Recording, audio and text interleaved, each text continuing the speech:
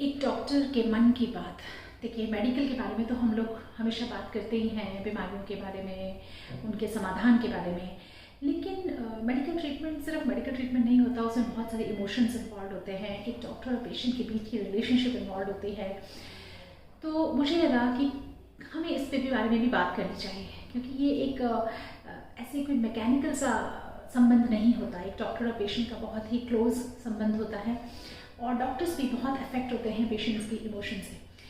तो मैं कोशिश करूँगी मन की बात, एक डॉक्टर के मन की बात में कुछ ऐसे वाक़या, कुछ ऐसे इंसिडेंट्स जो मुझे बहुत छू के गए, उनके बारे में मैं आपके साथ शेयर कर सकूँ। तो रिसेंटली मेरे पास एक पेशेंट चल रहे हैं जिनकी उम्र है लगभग 48-49 साल, और उनके पास कोई बच्चा नहीं है।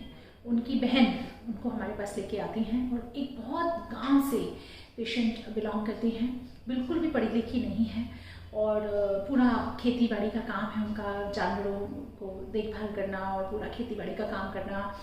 और ऑफ कोर्स इतने सालों से बच्चा नहीं है, तो उसके लिए वो हमारे पास आ रही हैं, और थैंकफुली मतलब अभी उनका ट्रीटमेंट चल रहा है, शायद पॉजिटिव भी आ जाए। उनसे मैं ऐसे ही बात कर रही थी, तो उन्होंने मुझे कहा, मतलब उनकी सिस्टर ने मुझसे कहा कि मैडम आप इसको ना फ़ोन करने के लिए मना कीजिए, बहुत फ़ोन पे बात करती है। तो मैंने उनसे पूछा कि आप किससे इतना फ़ोन पे बात करते हैं, कैन यू इमेजिन। उन्होंने हमें कहा कि जी हमने संगत बनाई हुई है, मतलब 25-30 लेडीज़ ने मिलके गांव के अड़ोस पड़ोस की एक ग्रुप बनाया हुआ है, जिसे वो संगत कहते हैं। और वो 25-30 लेडीज़ बहुत अच्छी सहेलियां हैं, और वो सब मिलके एक साथ हर 4-5 महीने में, 6 महीने में कहीं ना कहीं घूमने जाते हैं, तीर्थ यात्रा पे, किसी मेले में, किसी मंदिर में।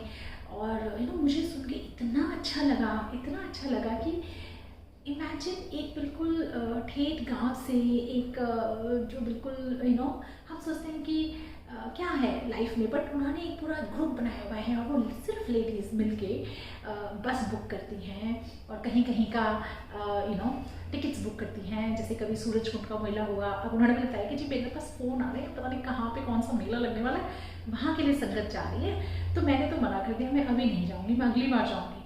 मुझे सुन के बहुत अच्छा लगा कि देखिए, बच्चा नहीं है, ज़िंदगी अकेली में उन्होंने अपना एक ऐसा ग्रुप क्रिएट कर रखा है जिसकी वजह से वो बहुत खुश हैं, इधर उधर बात भी करती हैं, घूमती भी हैं, इंडिपेंडेंट भी हैं।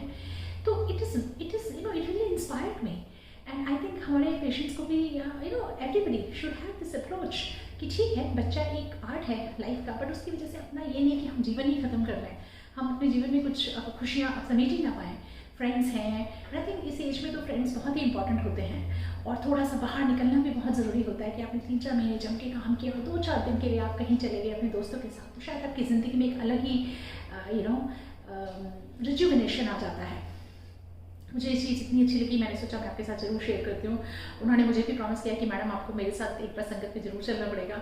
मैंने उन्हें डेफिनेटली प्रॉमिस किया कि मैं आपके साथ तो मैं ज़रूर जाऊँगी, जहाँ 25-30 लेडीज़ मिलके गाँव की बस बुक करके मेले में जा रही हैं। सोच ही सकते हैं कि क्या सीन होता होगा really. So just would like to say to all my patients की टेंशन मत कीजिए, स्ट्रेस मत लीजिए, मस्त रहिए, दोस्तियाँ बनाइए, घूमिए फिरिए, बाकी जो इलाज चल रहा है वो तो हम कर ही देंगे।